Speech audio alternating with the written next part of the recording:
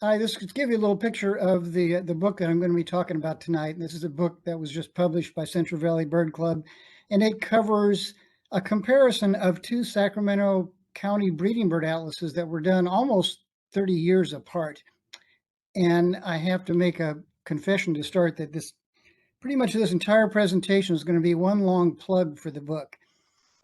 Just know that the authors aren't getting a single penny from this, but Central Valley Bird Club ponied up a significant amount of cash to get this book published and printed, and we just want to make sure they sell enough copies to get it going. So I'm going to go through and give you guys a flavor of what's in the book, and hopefully you'll find it interesting enough that you'll want to get a copy.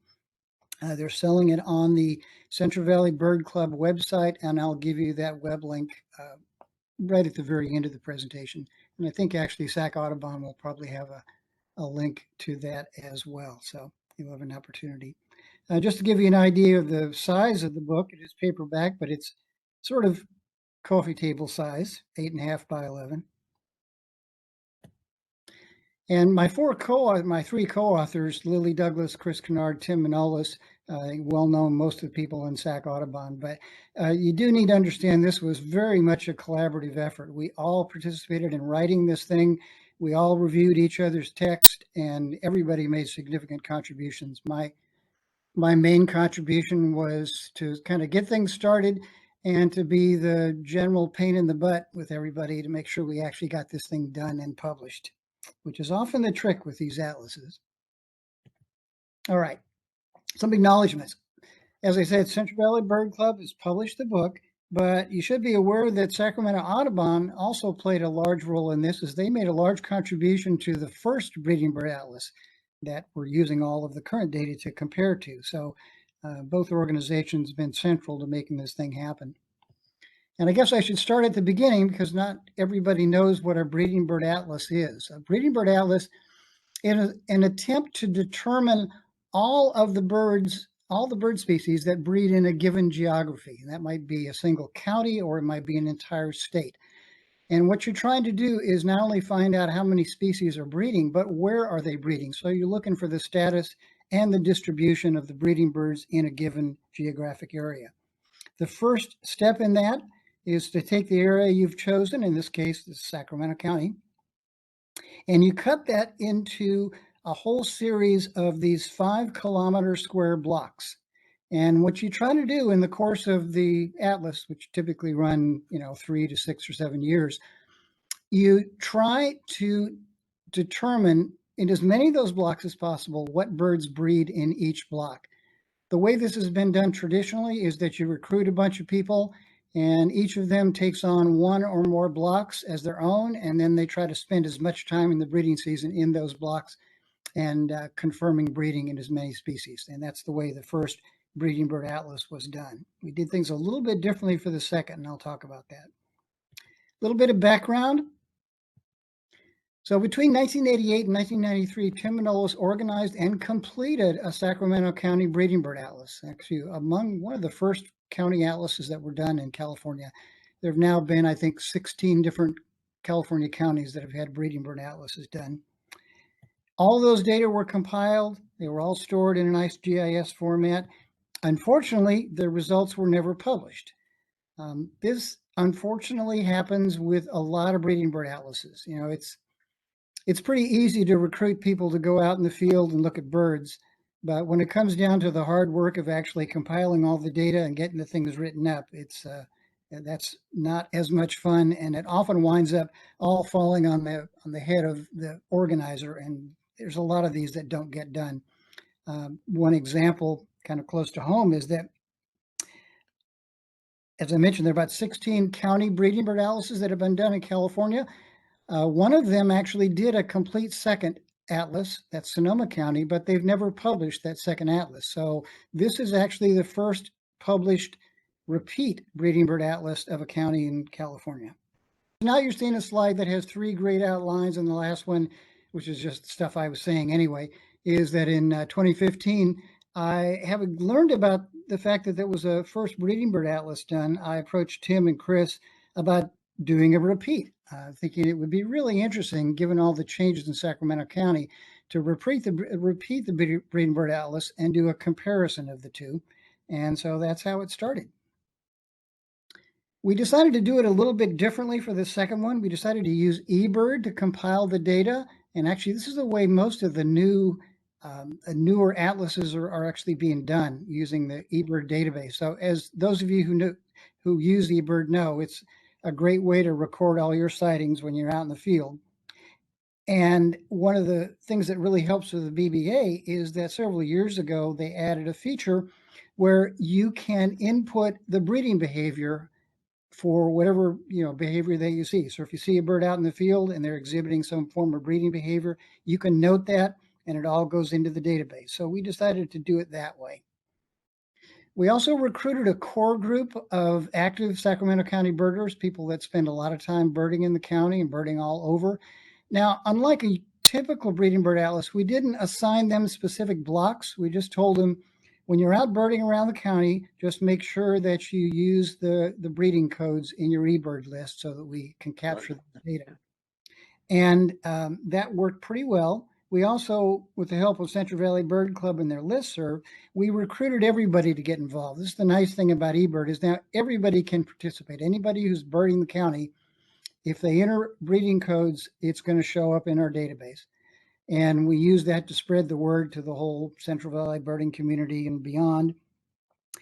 What we did also toward the end, when it became clear that there were certain blocks that were not getting covered because they don't necessarily have the most exciting birding, we did send out notices to the core group and to the general public that there were a set of orphan blocks that we'd like people to adopt. And that actually worked very well. And we wound up getting pretty good coverage. So we started this in 2016 and we finished it in 2020. Started writing up. So we managed to get this thing written up and published pretty quickly. So let me tell you about the publication. It's not a traditional breeding bird atlas book. A traditional BBA book goes into detailed natural history of each individual species. But that has all been done over and over again. Pretty much every county, California county BBA has exactly the same information about more or less the same species. So we decided that instead we would focus on a comparison between the two atlases. So not go into the details of each species' natural history, but focus on what has changed in the last 30 years or so. So we looked at changes in land cover, climate, regulatory changes, and then asked, how did those changes influence the breeding bird status and distribution? And that's really what the book is mainly about. We did include a page for each and every species that has maps and charts, so you can pick your favorite species and get a good one-page view of what happened between the two atlases. And I'll show you an example. And I chose white-tailed kite partly because that's the logo bird of Sac Audubon. And everybody seeing that screen? I want to make sure they're seeing it. It's got the page from the book. Seeing it. Great. And then a Tim Manolis sketch on the side. The book, by the way, is full of Tim Manolis' sketches and Barry McKay's sketches and a few photographs and such. So this page represents what we have for every individual species at the end of the book.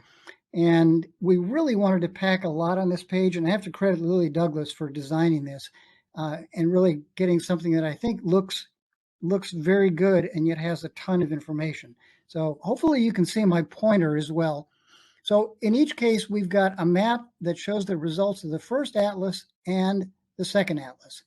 And here you can see various land cover types. The gray is urbanized, the orange is agriculture, the pale out here is grassland. If there's a filled black dot, it means that we confirm breeding in that block in that atlas. If there's a half filled dot, it means there's probable breeding. If there's just an open circle, it means there's possible breeding in that block. And you can see here that, as you might expect, because this bird is in pretty long-term decline, we did see a reduction in the number of white-tailed kites breeding in these blocks, chiefly down in the agricultural areas. And you're going to hear this theme again, but that's probably mostly due to the fact that agriculture has changed pretty dramatically.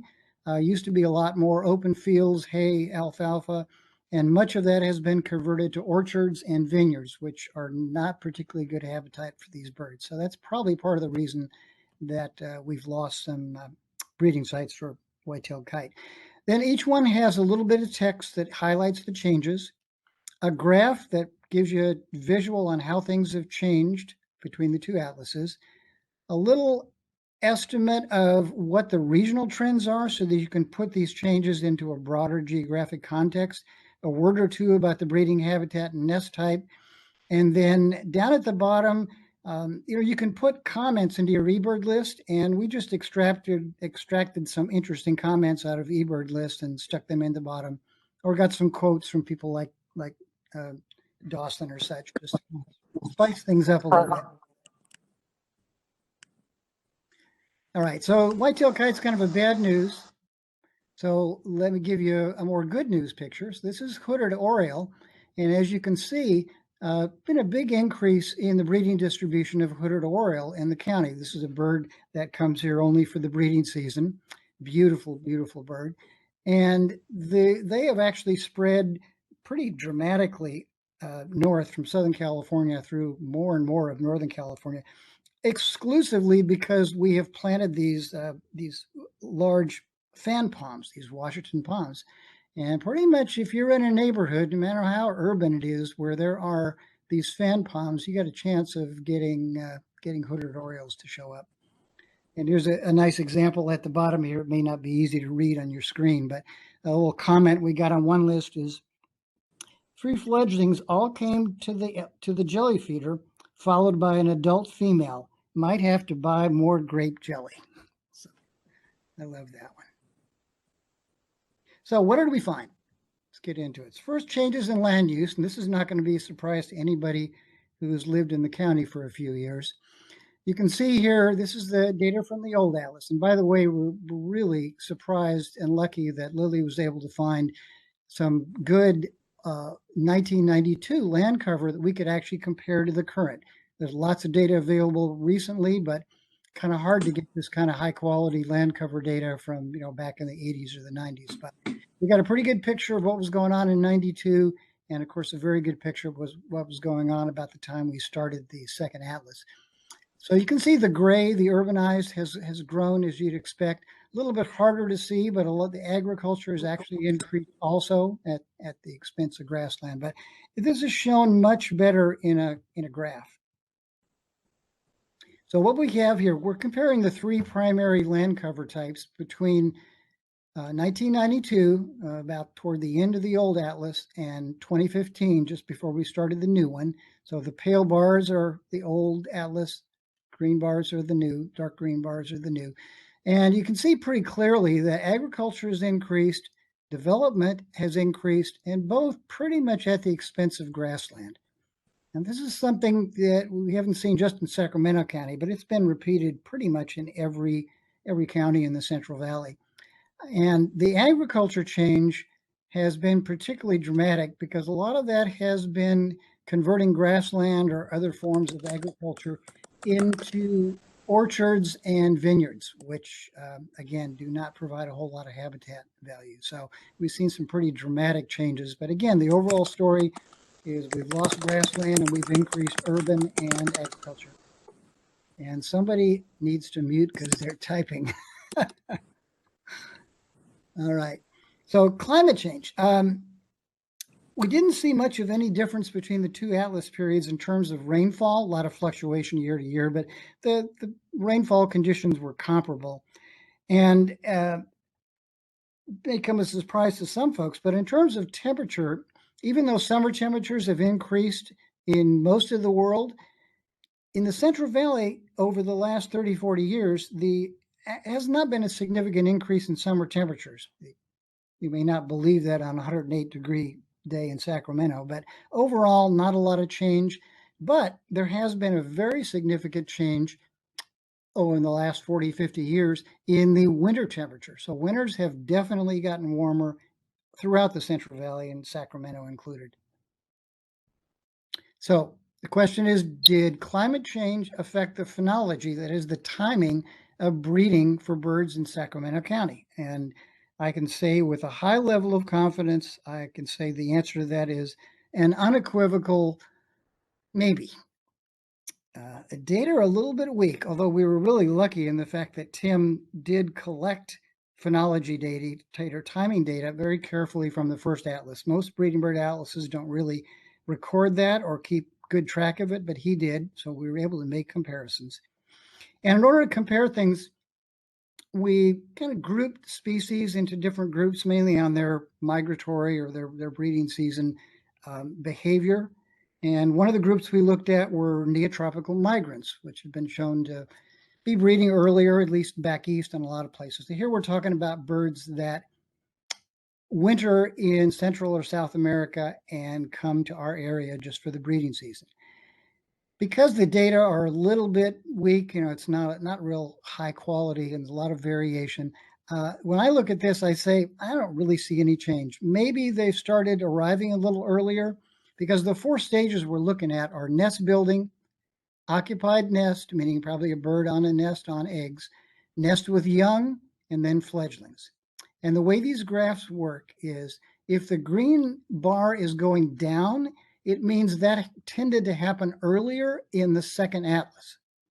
And if the bar is going up, it means it happened in general later in the second atlas. So you can see, looks like maybe they were showing up a little earlier, the migrants, but overall, by the time I got really into breeding, no real significant change. And we didn't see much for any other guilds of birds except for the early nesters. So a lot of species start breeding very early. Anna's hummingbird, yellow-billed magpies, to some extent bush tits, a lot of raptors will start breeding in January and February. And what we found was pretty much without exception and pretty dramatic changes that those early nesters are in fact breeding earlier and even getting to the fledgling stage almost a week earlier. And I think that's probably real. And of course, it makes sense because the only real climate change that we saw that was significant was that winters are getting warmer, probably allowing these birds to get a little earlier start. So the one thing everybody usually wants to know right away is, do we now have more or fewer breeding birds in the county? And looking at the change in land cover, I guess I thought at least, we'd probably see a decrease in breeding birds. So what did we find? The first atlas found 120 species of birds showing some kind of breeding behavior. 107 of those were confirmed as breeders in the county. The second atlas, we actually found more.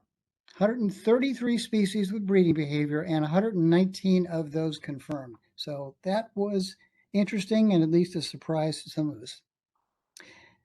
The chapter that covers a lot of this, which is chapter 4, which we decided to name The Good, the Bad, and the Ugly, goes through the new breeders, birds that are no longer breeding, and then the ugly category, which I'll talk about in a second or two.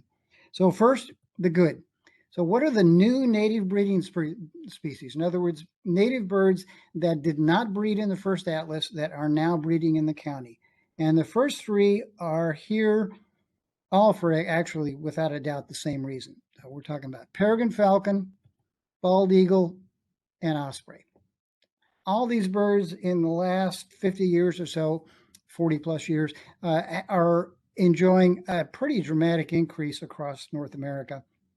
And all of that started in the late 70s as soon as we outlawed DDT. They were all affected dramatically by DDT and began to rebound pretty quickly after DDT was banned in this country. And they've continued to increase, actually some sizable numbers. And we have all 3 breeding in the county now, which is great. Another new breeding bird, which I think is a surprise as well to a lot of folks, is hooded merganser. Now, we've always had good numbers of hooded merganser in the winter, but about maybe 30, 40 years ago, maybe more like 30 years ago, they began to start breeding in the Central Valley. If you look at range maps to this day, most of them will tell you that hooded mergansers do not breed in California, but in fact they do. In fact, there are now probably hundreds of breeding pairs in the Central Valley, at least in the Sacramento Valley. And both Chris and I have published papers on this. But the interesting thing is the reason they're here, almost without a doubt, is because we've put up wood duck boxes.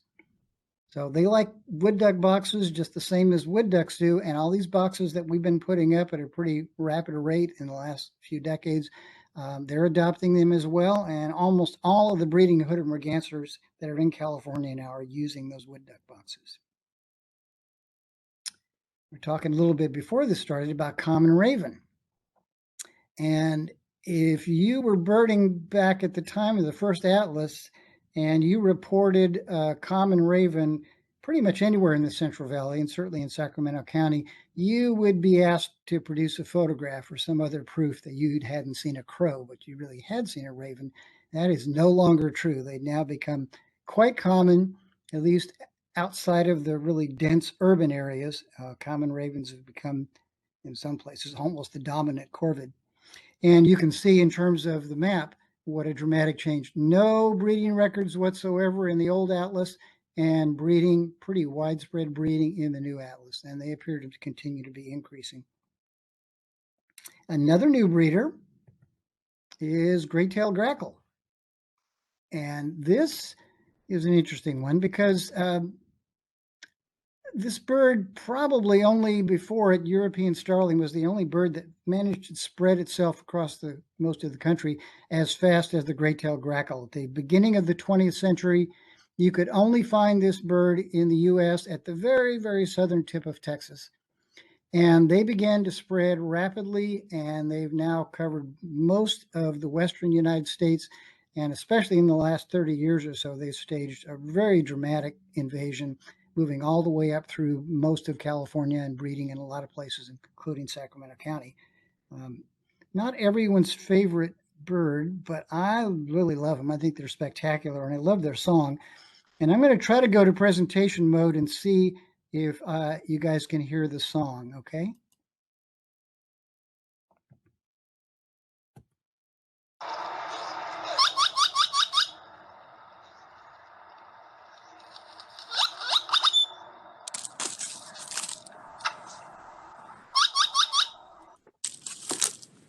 Are folks able to hear the song?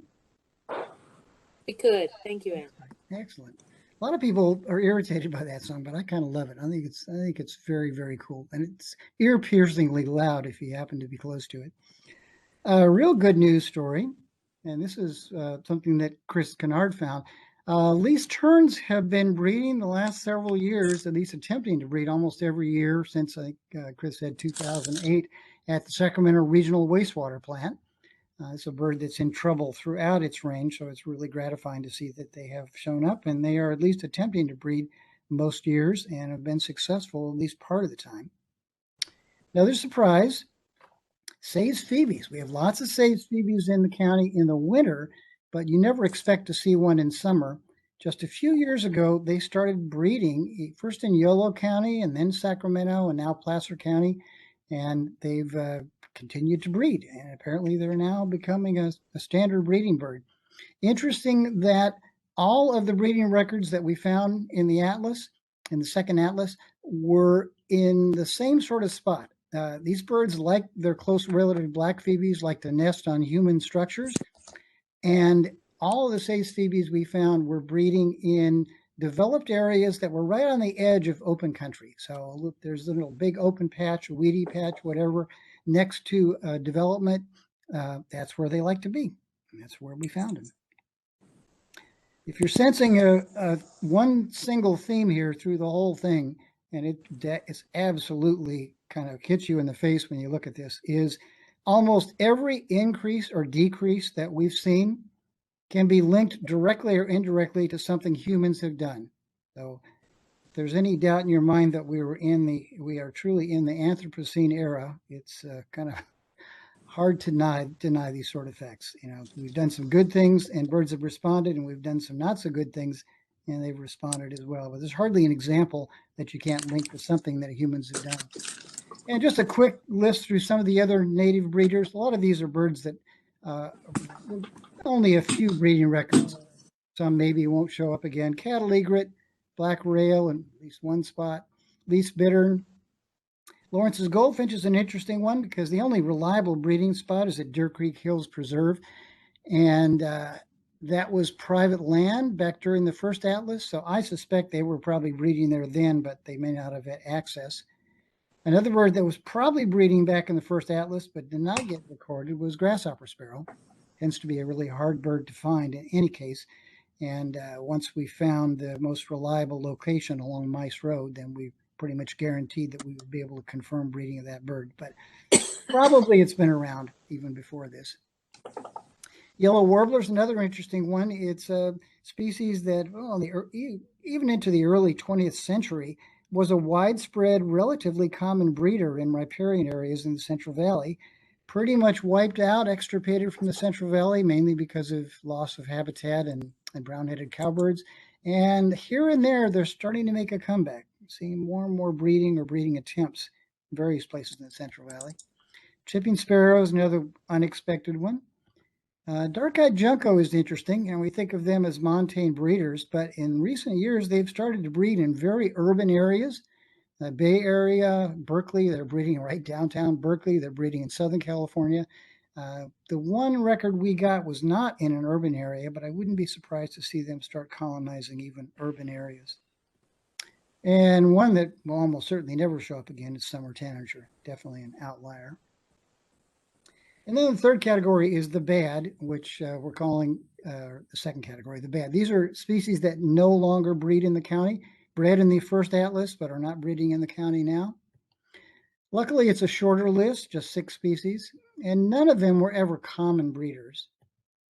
And nearly all are in regional or range-wide decline, so not a surprise for any of these species. The first 2 are in decline for almost certainly, at least in the Central Valley, for the same reason, and that is bank swallows. Used to be a pretty reliable colony along the American River, and they haven't bred there for quite a while. And lesser nighthawk, certainly never a common breeder, but there were a few breeders in the southeast corner of the county. Both of these birds have suffered primarily because of the channelization we've done in streams. We don't like streams overflowing their banks and flooding and moving around and doing things that we don't particularly care for, although that's what streams do. And so we have channelized these streams. We put riprap to keep the banks from eroding. And it's those very banks that the bank swallows like to use for nesting, and they can't nest in a bunch of riprap. And lesser nighthawks prefer the little gravel bars that form as a result of periodic flooding. And you get little shrubs forming on those sandbars, and that's kind of the breeding habit they like. So they have declined dramatically in the Central Valley for probably the very same reason. Used to be a few black terns nesting primarily in the rice fields in the north part of the county, or in the Thomas area, where a lot of that rice has been converted to development in recent years. And then the last category is what we're calling the ugly, which is probably not a fair term, but these are introduced or invasive breeding species and birds that we maybe are not real crazy about. And certainly some new breeders, which include mute swans. I guess nobody would call them ugly, but they have some ugly behavior. They just starting to get introduced and become, essentially an established bird in California, but they're well established back east, and particularly in the Midwest. They've become a real pest species. They have a real negative impact on native waterfowl, breeding waterfowl, and some of those states have actually organized eradication efforts, which are probably decades too late, but they're just getting started in California, and they are certainly increasing in the county. And I told you earlier about great-tailed grackle as being one of the most rapid expansions. Well, we saw a bird that put great-tailed grackle expansion to shame, and that's Eurasian collared dove. It's the bird that has expanded very dramatically in the last 30 years or so across the entire country. Just showed up in Southern California in the early part of this century, and within a few years, within about 8 or 10 years, they'd spread all the way up to Alaska. And they went from being an unheard of bird to very common. And that's true in Sacramento County as well. You can see no records at all in Atlas 1, and they are now breeding in just about every single block in Atlas 2. And there are a couple species that were just getting started as breeders in Atlas 1 and now become much more common. One of those is wild turkey.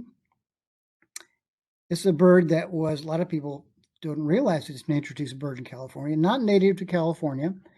And they were many attempts to introduce them into California by Fish and Game, and they all failed until they introduced some wild-caught Texas birds in 1986, and then they just exploded, as I think everybody who lives in Sacramento County knows now.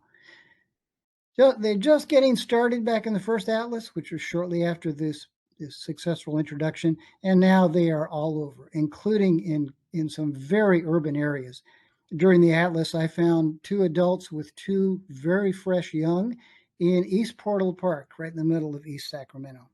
Pretty amazing. And I've seen wild turkeys several times in East Sac in this area. And as a lot of you know, if you're living with them, they don't really deserve the term wild anymore. They have become very used to people. Another bird that a lot of people are a little confused about the status of is Canada goose. We certainly have some real Canada geese, birds that breed in Canada and come here for the winter. But the birds that you see through the whole year, the birds that are breeding, are almost certainly descendants of birds that escaped from captivity or were released deliberately years ago and now do not migrate. These generations, we should stop calling them Canada geese because they haven't seen Canada in many, many generations. And they, as you can see, just getting established in a couple of spots in the first atlas, and now you can find them breeding almost everywhere. And then there's one introduced species that's actually disappearing, and it's disappearing across its entire range, and that's ringneck pheasant. I think mainly due to kind of changes in agricultural practice. They used to thrive in some of the little weedy areas that were left on the edges of fields, and now we've gone to much more efficient agriculture, much more clean agriculture, and it's probably eliminated a lot of the habitat for that bird, which may be good or bad. So a dramatic change there. You can see ringneck pheasant in the old atlas was present almost everywhere in the county, and now there's just a few spots you can still find them. We also have a chapter that talks about species that have very substantial reductions in their breeding range. They haven't disappeared, but their breeding range within the county has declined dramatically. And there are 8 species that fall into that. 3 of them are grassland or savanna-associated birds. That includes yellow-billed magpie, and as I think everybody knows, most of their decline is probably because of West Nile virus, which they've never really completely recovered from. And then grassland birds are in decline pretty much everywhere throughout their range, and certainly we're seeing the same thing. Here's horned lark, present in pretty much all of the grassland areas in the old atlas, and now getting much harder to find, much less widespread. And then the one that breaks my heart more than any other is loggerhead shrike. Really cool bird that is really disappearing throughout its range, even in places where the habitat is intact. So there's something going on with loggerhead shrike that we do not understand, but they are in decline pretty much everywhere. And that really is a shame. I spent a couple of full days in the field in the course of this atlas in perfect loggerhead shrike habitat without seeing a single bird. Really disappointing. There are also 5 wetland-associated species that have smaller ranges, not necessarily lower numbers, but smaller ranges. The cinnamon teal, never a lot of breeding cinnamon teal, pied-billed grebe, common gallinule, American coat, and northern harrier. And again, a lot of wetland species are in decline generally. And then we've got the good news, species that have significantly expanded their ranges. And there's 6 species that fall into that category. And one of the most fun ones is Cooper's hawk. As a lot of you may know, Cooper's hawks have become real urban birds in recent years, really throughout their range. They've learned probably mainly to take advantage of the birds that we attract to our bird feeders, and they are having a feast in the urban areas, and they are expanding almost exclusively into urban areas. And you can see that in this map. Some of the old records were mainly along the American River, and now they're breeding even in very densely populated habitats, right smack in the middle. I live in East Sac, and I know there are at least 3 active pairs breeding every single season. I can hear them from my front yard sometimes. Plus, there's one nest that's been occupied probably 6 years in a row, not too far away. So they have learned to adapt to these urban settings and done a beautiful job of it. And as hummingbirds continue to expand, again, probably largely because of people putting up feeders or plantings that attract them. And then the two big surprises from the entire result, at least the big surprises to me. First was lesser goldfinch. Here again, it's a story of urbanization. So lesser goldfinches have not only expanded, but most of their expansion has been into urban areas, areas where in the old atlas they really did not breed. Some of these urban blocks that you'd see back in the old atlas, there was a lot of open country, some development, but a lot of open country that doesn't really show in this map. And a lot of these areas are now very densely urban, and lesser goldfinches are everywhere. I know they're in my neighborhood. And even more dramatic example, which is the reason it got to be the cover bird, is western bluebird. And here again, you can see pretty much every single urbanized block in the county now has breeding western bluebirds. My daughter moved to East Sac about 10 years ago, and she said, "Oh, I think I should put up a bluebird box." And I, being the bird expert, said, "Oh, no, birds aren't going to breed in those really urban areas." And they now breed 3 blocks from her house in East Portal Park every single year, at least 2 or 3 pairs. And this appears to be a new adaptation, and they're seeing it elsewhere. These Southern California, San Diego, a few other places, people are seeing exactly the same thing.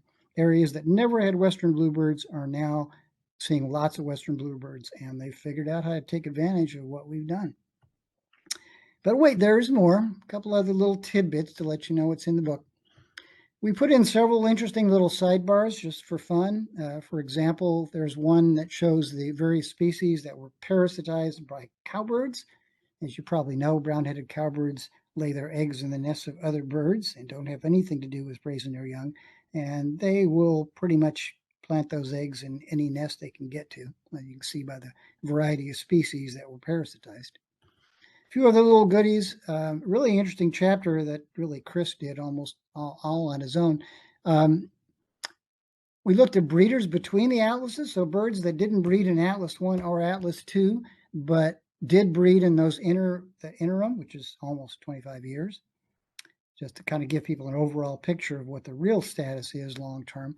And historical breeders, birds that bred before Atlas 1, but haven't bred since.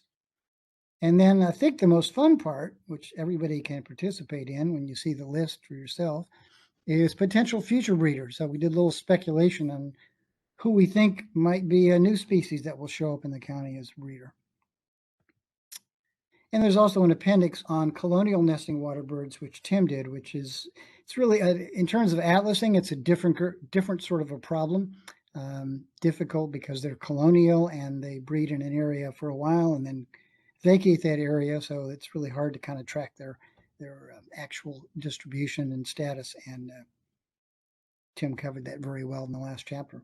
And that's really it, except just to encourage folks, if they think this sounds like it's interesting, and I would think anybody who lives in the county and is interested in birds will find something of interest in the book. And you can go to the Central Valley Bird Club website, cvbirds.org, and order a copy. If you don't want to do anything online, there are at least a few copies at Wild Birds Unlimited. There are probably going to be a few copies at my daughter's nursery, which is the Plant Foundry on 35th and Broadway. And I think Lily is trying to get some copies into the gift shop at FEA. But ideally, go to the CV Birds website and make sure that the club that put up the dollars to get this thing published actually gets a return on their investment. And with that, I thank you very much. And if there are questions, either myself, Chris, or Lily will be glad to handle them. Thanks, Ed. If you have questions, you can go ahead and type them into the chat function at the bottom right-hand corner of your screen. And Ed and Chris and Lily are going to try and read them. WebEx has done some upgrades, and unfortunately, I don't have access to the chat function. And I am not seeing the unshare screen anymore. If you move your cursor over the top of the screen, usually it pops up. Here we go. All right, I'm back. Fine.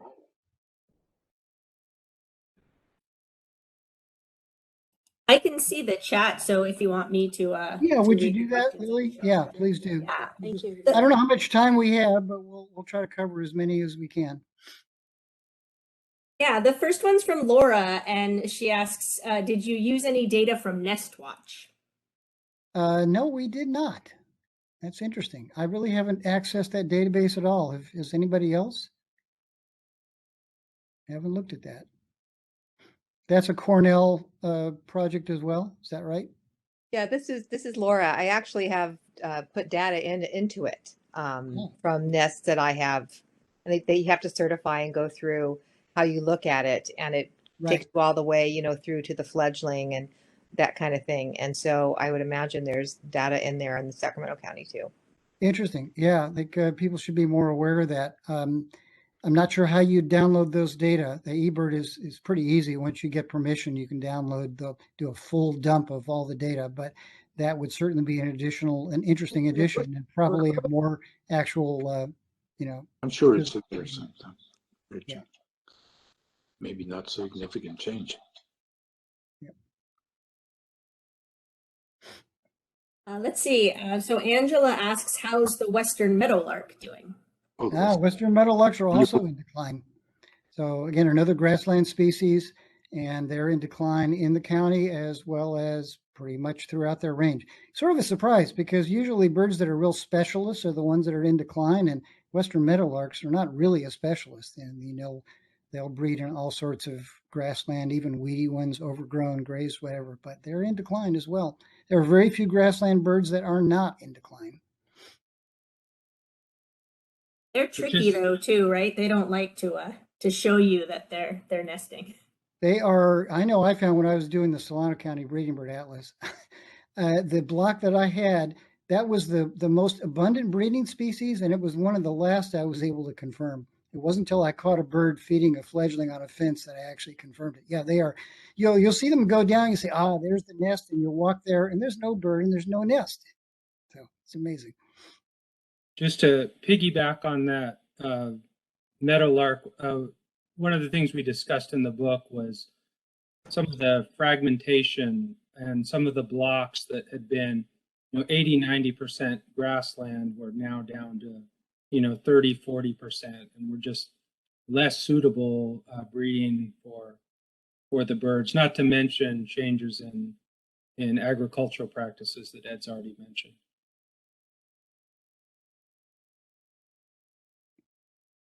So Barbara says, can you explain how we can help to identify spots where there are breeding birds?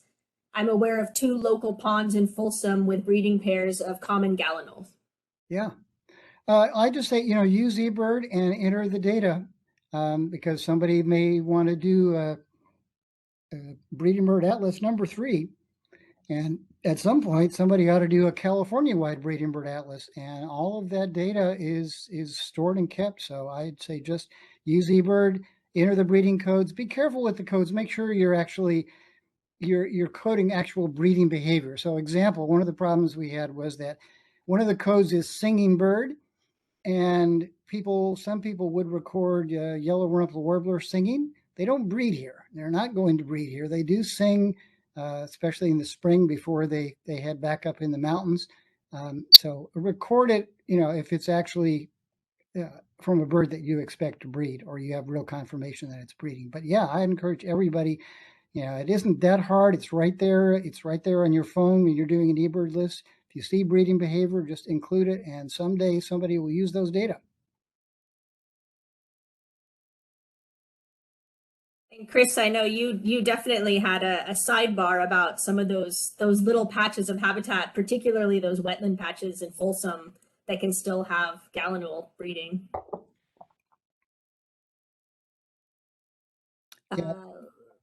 That's an interesting one as well, because we have now something that we didn't have at all, maybe back in the first atlases, or very little of, Because regulatory requirements require that development avoid on-site wetlands, we wind up with a lot of little patches of wetland that are surrounded by development.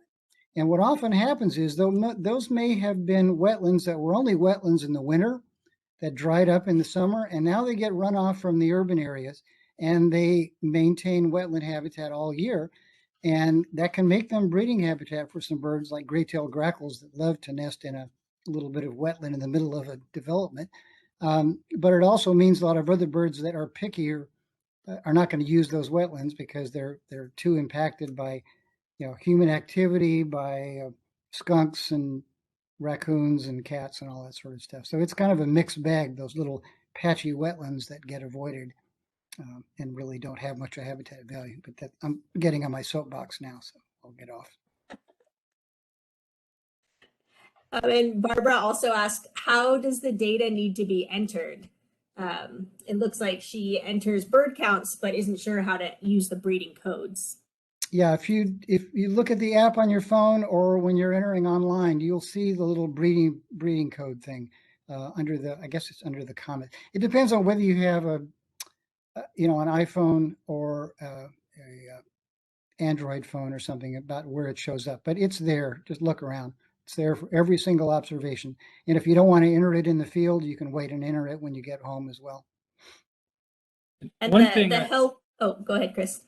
I was just going to say, one thing we did was on the Central Valley Bird Club website, put a lot of information to guide people through. I think that info is still there, but I could be mistaken. But it has, species that are likely to breed and some of the admonishments that Ed brought up about not recording, singing birds as a breeding behavior that you wouldn't expect to breed here. And also dates which are what we call safe dates, where birds were likely to be breeding. And if they're singing way earlier, it's probably best to hold off in calling it a breeding behavior. Yeah, that's a good point. I'll have to take a look. I know we had them take down some of the stuff, but that ought to stay up there. I agree. That little kind of handbook to guide you on doing this, which I actually plagiarized almost completely for something Tim did for the first atlas, but it still works. If you do find that information, we'd love to link to it on the Sacramento Audubon website, even if it's just underneath your presentation, so we can say where to find that information. Great. I'll find out whether they took the whole page down or whether they left something up and let you know. And just the eBird help page for the breeding codes is really helpful to kind of, give you the specifics on what you should count and not. Like if you see, a marsh wren building a nest, that might not necessarily mean successful breeding, right? Because they're building a dummy nest. So there's a few pitfalls like that to look out for. Yeah, that's a tough one. Don't see anything else in the chat. Okay. Unless anybody has another question, thanks a lot for your attention. And if it sounds interesting, go buy the books. Help out Central Valley Bird Club.